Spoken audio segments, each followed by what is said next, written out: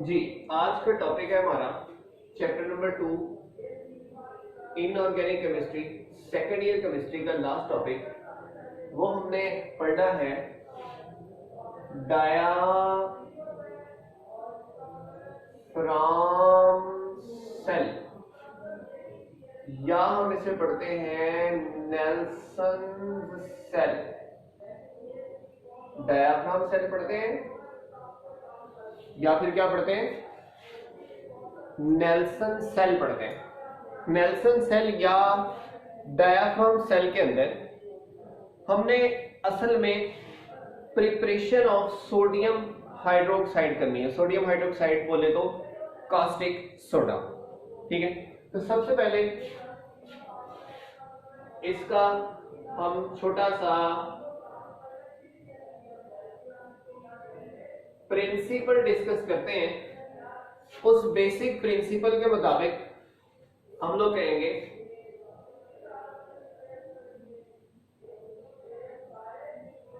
This cell is used to prepare caustic soda और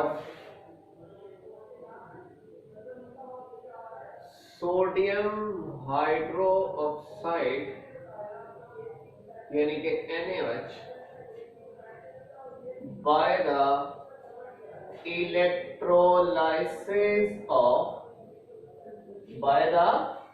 electrolysis of brine solution। Brine solution का मतलब है solution of NaCl in water, ठीक है। NaCl in water. तो यहां पे during manufacturing of caustic soda we use what, brine, और उसकी हम क्या करते हैं, इलेक्ट्रोलिसिस। तो हमने करंट गुजारना है, तो यानी कि इलेक्ट्रोलिटिक सेल है, और किस में से गुजारना है, ब्राइन में से। ब्राइन मैंने पहले बता दिया, ये साल्ट है अपना NaCl के साल्ट के एक्वस सॉल्यूशन को हम लोग क्या कहते हैं, ब्राइन कहते हैं। अच्छा, अब प्रिंसिपल के बाद क्या करते होते हैं हम, एज हैबिचुअल कंस्ट्रक्शन। कंस्ट्रक्शन का मतलब उसकी बनावट क्या है, वो बना कैसे हुआ है, और उसकी फिर वर्किंग हम पढ़ेंगे इंशाअल्लाह अज़ीज़। तो कंस्ट्रक्शन में सबसे पहले जो चीज बताई जाती है आप लोगों को भी, जिसका जिक्र है, वो हम लोग लाइक एनोड कह लें, फिर हम बोलेंगे कैथोड, और फिर हम बोलेंगे इलेक्ट्रोलाइट, ठीक है। तो हेडिंग्स में वेरी, में चेंज, इसको हम लोग चेंज कर सकते हैं, प्लस माइनस चेंज कर सकते हैं। तो इसलिए कंस्ट्रक्शन बड़ी इंपॉर्टेंट चीज है जिसको हमने लेकर चलना है। तो एनोड में हम लोग कहते हैं, क्या कहते हैं जरा सुनिएगा, कि anode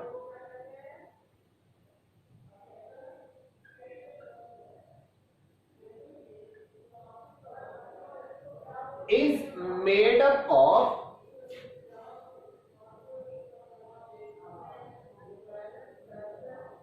graphite having positive charge and present in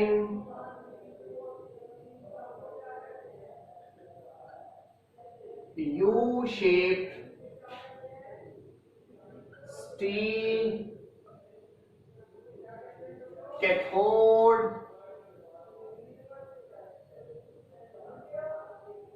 department. ये यू शेप कैथोड डिपार्टमेंट में, यानी कि इसका मतलब कैथोड यू शेप होगा। अभी उसकी कंस्ट्रक्शन पढ़ते हैं, फिर समझ आएगी। और हम लोगों के पास जो एनोड है वो क्या होगा, ग्रेफाइट का होगा,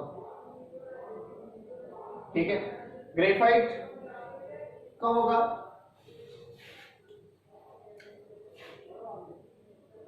it is actually along cylindrical rod। ये लॉन्ग सिलेंड्रिकल रॉड है, सिलेंडर यानी कि गोल सा रॉड है, ठीक है। ये रॉड है जो किसका बना हुआ है, ग्रेफाइट का बना हुआ है, ठीक है। और कहां पे है, अपना यू शेप स्टील कैथोड में। अब कैथोड पढ़ते हैं, फिर कंस्ट्रक्शन समझते हैं, डायग्राम बनाने के बाद शायद हमें ये चीजें क्लियर होगी, इससे पहले नहीं। इससे पहले हम लिखते जाएंगे, समझते जाएंगे चीजें। फिर हमारे पास होता है एनोड, एनोड के बाद कैथोड। अब कैथोड इसका जरा बेहतरीन किस्म का है, जरा उसे समझना है हमने। हम कहते हैं cathode is made up of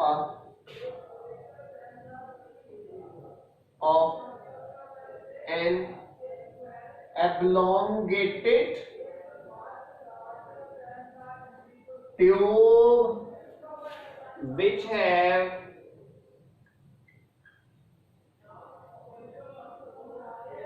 perforated ends, जिसके ends क्या होते हैं, सुराखदार होते हैं, परफोरेटेड होते हैं, lined inside by asbestos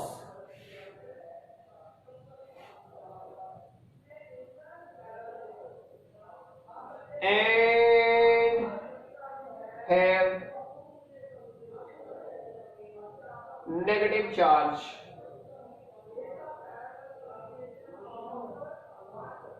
लो भाई सुनिए,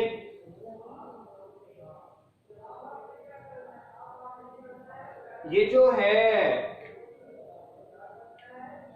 कैथोड, ये एब्लोंगेटेड यानी कि लंबी ट्यूब है, विच है perforated ends lined inside by asbestos and having negative charge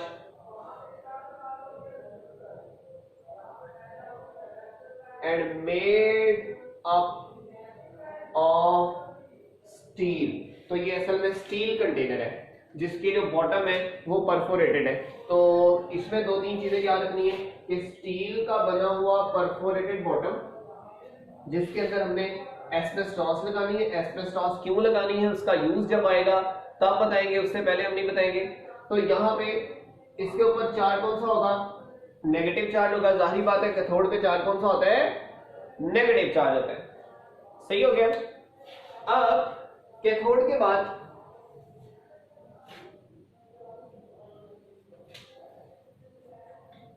हम लोग बात करते हैं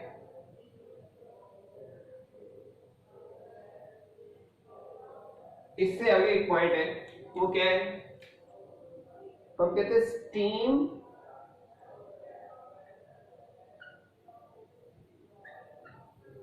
is continuously blown through pores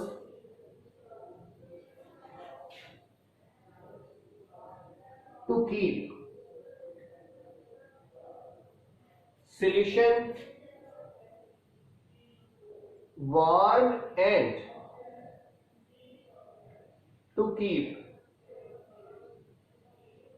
perforations opened, कि उसके सुराख बंद ना हो, खुले रहें, इसलिए हमें क्या देनी पड़ती है, स्टीम देनी पड़ती है। ठीक है। तो तीसरी चीज जो कंस्ट्रक्शन में आ गई वो क्या है, स्टीम है। स्टीम हमने एक तो उसके सुराखों को खोलने के लिए, परफोरेशंस को ओपन करने के लिए, और दूसरा सॉल्यूशन को वार्म रखते हैं ताकि सॉल्यूशन गर्म रहेगा, सॉल्यूशन जमेगा नहीं, वहां पे डिपॉजिट नहीं होगा एक जगह पे। तो जब डिपॉजिट नहीं होगा तो क्या नाम उसे बोलते हैं कि वहां पे कोई प्रॉब्लमेटिक इश्यू नहीं आएगा। सही है। तो ये डायग्राम से ही सारी चीजें हमने क्लियर करनी है। अच्छा, कैथोड के बाद उसकी परफोरेशन क्लियर करने के बाद हम लोग तीसरी चीज जो देखते हैं वो होता है इलेक्ट्रोलाइट। इलेक्ट्रोलाइट के अंदर जो चीज क्लियर कट हमने देखनी है, समझनी है, वो ये है कि इसके अंदर हमने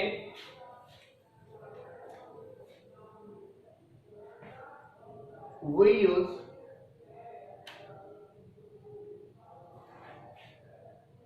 an aqueous solution of NaCl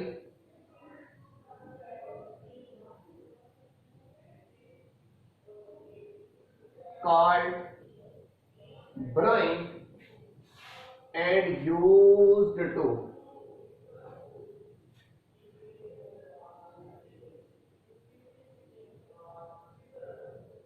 ऐसे कहते हैं brine and a level device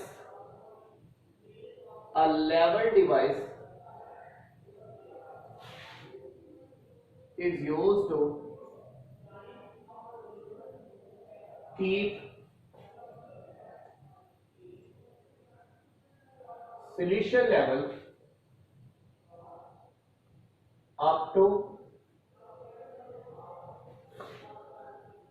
required limits, कि हमने वो सॉल्यूशन का एक तरफ का कंपार्टमेंट का लेवल हाई रखना होता है, दूसरे का लो रखना होता है, तो इस वजह से हमने साथ में इधर लेवल डिवाइस रखना है। तो इसलिए लेवल डिवाइस एक चीज हो और दूसरा सोडियम क्लोराइड का सॉल्यूशन यानी कि ब्राइन हो। तो इलेक्ट्रोलाइट में दो चीजें याद करनी है, एक तो वो ये कि इसमें एक्वस सॉल्यूशन ऑफ NaCl लेना है। डाउन सेल में क्या था, मोल्टन NaCl था, यहाँ पे एक्वस सॉल्यूशन हो गया।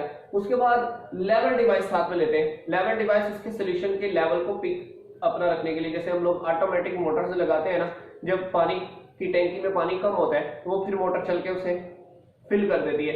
ऐसे ही लेवल डिवाइस हमने लगाना है कि वो उसको ऑटोमेटिकली क्या करती रहे, फिल करती रहे। चलिए, इसके बाद कंस्ट्रक्शन के बाद हम लोग ऑब्वियसली उसकी डायग्राम की तरफ आते होते हैं। तो डायग्राम हम बनाने लगे तो वो बड़ी आसान सी डायग्राम है, उसे जरा समझ लेना है।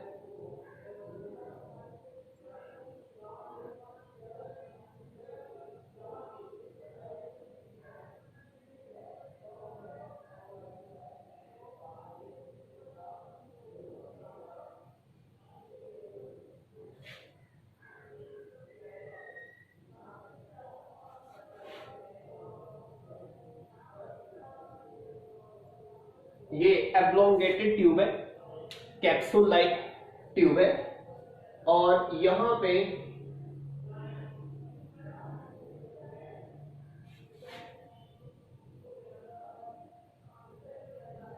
परफोरेशंस है। देखिए कैसे,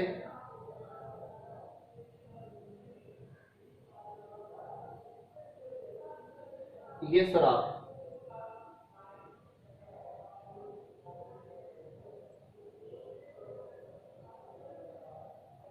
ये है परफोरेशंस। ठीक हो गया, ओके। अब यहां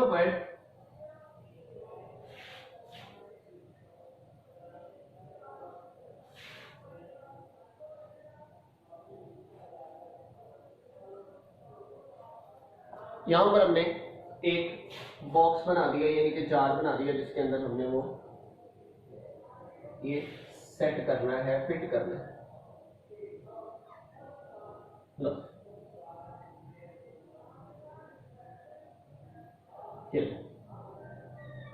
जिसके साथ वायर्स भी कनेक्टेड होती हैं। मे भी यहाँ पे हमारे पास ये एक अपना जार हो गया, जिसके अंदर ये हमने जैकेट होगी, जिसके अंदर ये रखा हुआ है। ओके, अब चीजें समझनी है, बड़ी आसान सी है, अगर पल्ले पड़ गई तो बहुत आसानी होगी।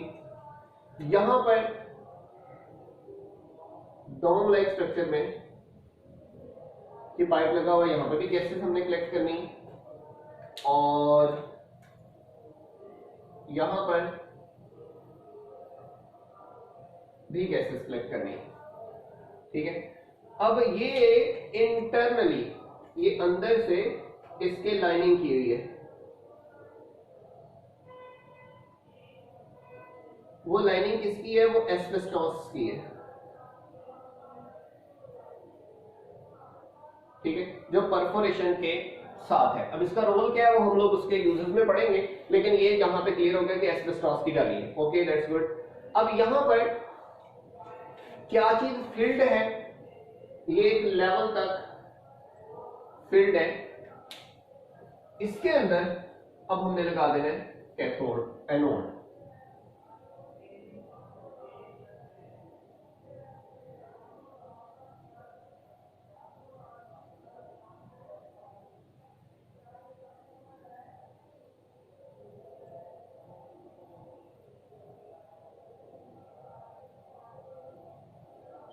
प्लस, ये प्लस वाला, ये नेगेटिव वाला। ये जो अपना स्टील है ना, स्टील का पूरा जार है, इसको नेगेटिव के साथ कनेक्ट करना है, और ये जो सेंटर में ग्रेफाइट का रॉड है इसको हमने पॉजिटिव के साथ कनेक्ट करना है। सही है। यहां पे एंड पे हम लोग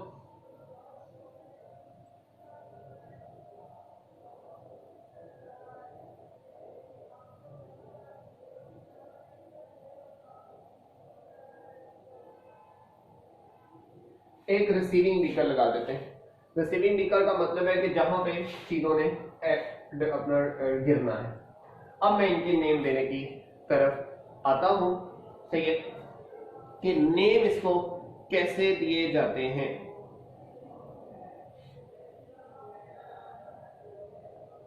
लो भी सुने, अब मैं 1 बाय 1 नाम दूंगा। इसको क्या बोलते हैं?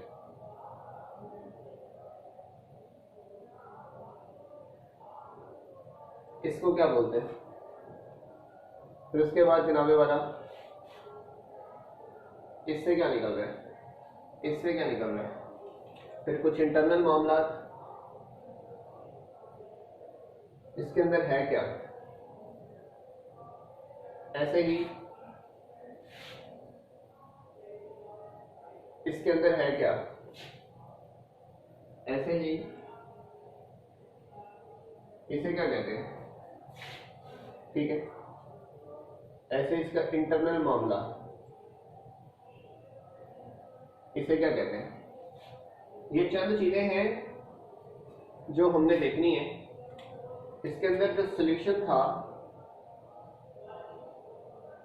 वो हमने बताना है। तो सबसे पहले हमारे पास इधर से निकलेगी हाइड्रोजन गैस, इधर से निकलेगी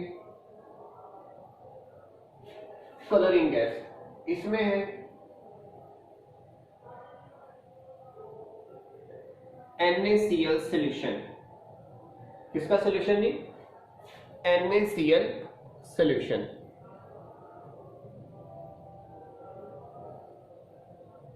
ठीक है, तो NaCl सॉल्यूशन के बाद यहां पे इसे हम लोग कहते हैं, ये है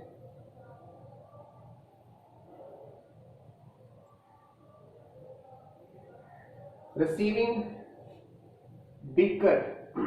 ठीक है, इसके अंदर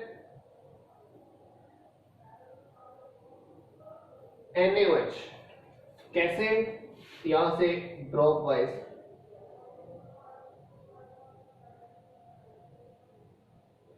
यहां से भी ड्रॉप वाइज।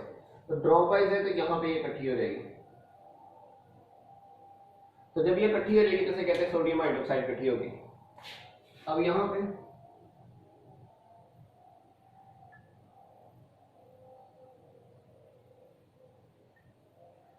एस्बेस्टॉस डायाफ्राम, और ये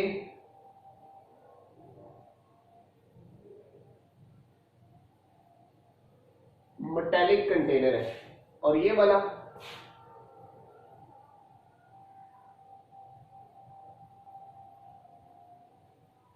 ग्रेफाइट एनोड है।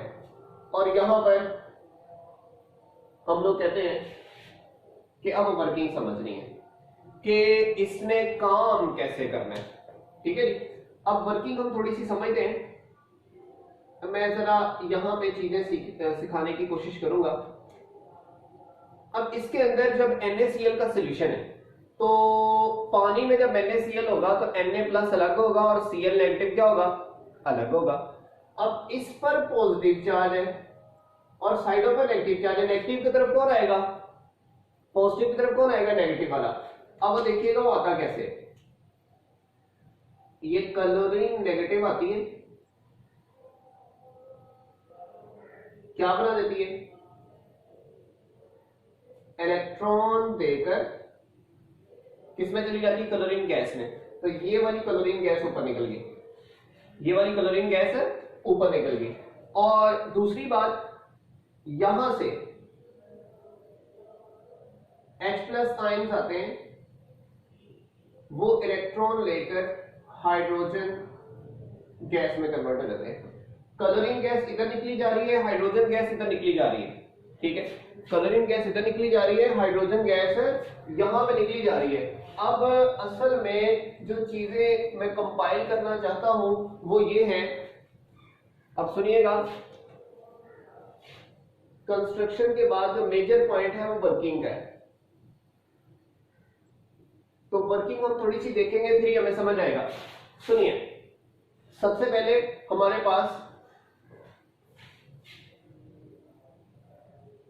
पहला है आयोनाइजेशन का। अब आयोनाइजेशन में आप समझ रहे, आपको पता है NaCl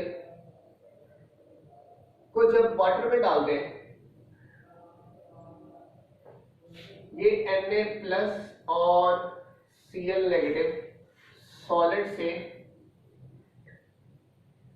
एक्वस में चला जाता है। अगर मैं जरा मजीद वजाहत करूं तो मैं यूं लिखूंगा कि इसके अंदर जो H2O था, वाटर था, वो आयरन होके H+ और OH नेगेटिव में कन्वर्ट हो जाएगा। अब जरा बात सुनिए, यहां से नेगेटिव ने पॉजिटिव को बुलाना है, तो देखो सोडियम तो मेटल है, ये तो इलेक्ट्रॉन लेना नहीं पसंद करती, ये इलेक्ट्रॉन देना पसंद करती है, तो ये तो नेगेटिव के पास नहीं जाना पसंद करेगा, इसलिए किसको जाना पड़ेगा, हाइड्रोजन को, क्योंकि नेगेटिव के पास जाके इलेक्ट्रॉन लेने की सलाहियत सिर्फ नॉन मेटल में होती है, इसलिए हाइड्रोजन जाएगा। फिर जब पॉजिटिव को नेगेटिव बुलाएगा तो कौन सा नेगेटिव जाएगा, Cl या OH।